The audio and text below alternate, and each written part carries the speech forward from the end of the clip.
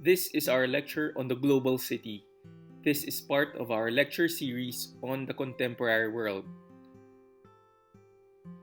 Please check other videos on this channel to see other lessons on the contemporary world. Our topics for discussions are the following: definition of the global city, examples of global cities, and characteristics of global cities. Let's start with definitions. A global city is an urban center that enjoys significant competitive advantages and that serves as a hub within a globalized economic system. The term has its origins in research on cities carried out in the 1980s, which examined the common characteristics of the world's most important cities. However, with increased attention to being paid to processes of globalization during the subsequent years, these world cities came to be known as global cities. According to Sakia Sassen, Columbia University sociologist and one of the leading theorists of global cities are strategic sites that manage and guide a global economy. Many of these cities were already centers for international trade and banking. Sassen's concept of global city gives emphasis on the flow of information and capital. Cities are major nodes in the interconnected systems of information and money, and the wealth that flows facilitates financial institutions, consulting firms, accounting firms, law firms, and media organizations. So these are examples of global cities. Here's Tokyo, Japan, and New York in USA. When you think of Tokyo, when you think of New York, what comes to your mind? How about London in the United Kingdom? And how about Paris in France? When you think or see these global cities on television, in movies, what do you think of these cities? And let's go to our neighbors in Asia, in Singapore, in Hong Kong. When you see these cities, what do you think? What do you imagine?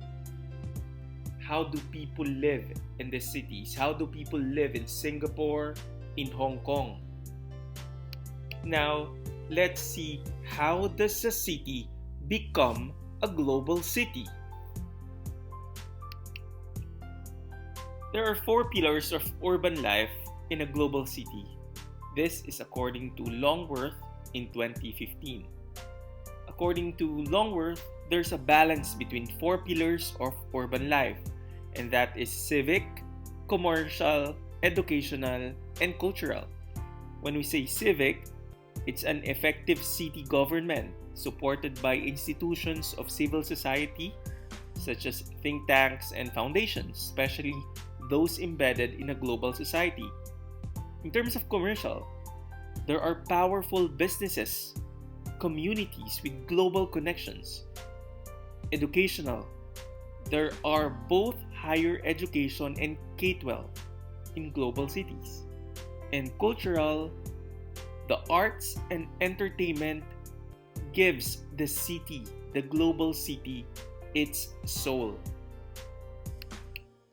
There are characteristics of a global city: economic attribute, population size, human capital, and culture. We will discuss this on this slide. For economic attribute, Longworth says that there is no city is a global city unless it is an economic powerhouse.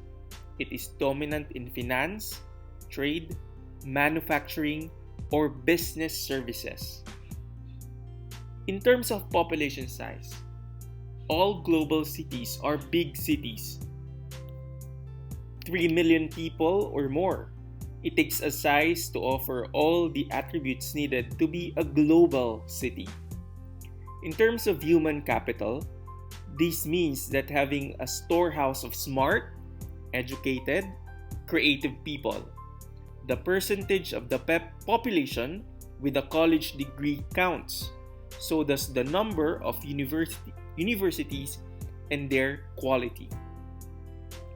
In terms of culture, there is a strong economy that pays for the museums, universities, symphonies, and theaters that make a city more than a labor pool. This is also a draw for global citizens who have palette of places to live, work, and do business.